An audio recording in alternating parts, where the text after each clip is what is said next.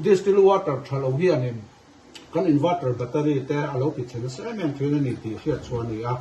e tuna hemi hi azola kan hu distilled water ani a chu chuan hi tui connection PHE tui connection atanga kan tui hu ne hi distilled water online na cha ani a athat dan le athat do dan te ate na mangin kan endo na i a number plate ma piang kha i atha ti na ani a chu min lo khe sapurin kan ngem che u ani tuna azola tanga kan lei kan lo te ha sa be rang azola tanga lei distilled water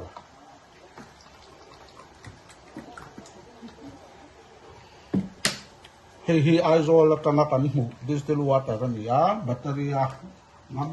ngam taka kan thun chena kha ani 87. oh 87 apoka this one hi tui connection PHE tui ani a hi kan han te le a 46. ano ni tani 87 le 46 in thau na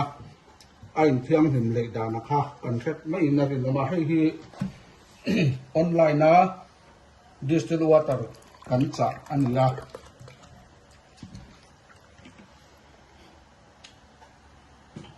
4. oh hi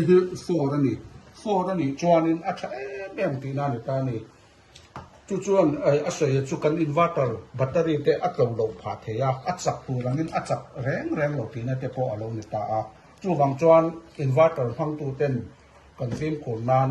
distilled water thun ko nga film ko ri langin distilled water tha nge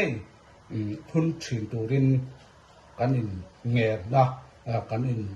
cha ani kan lo me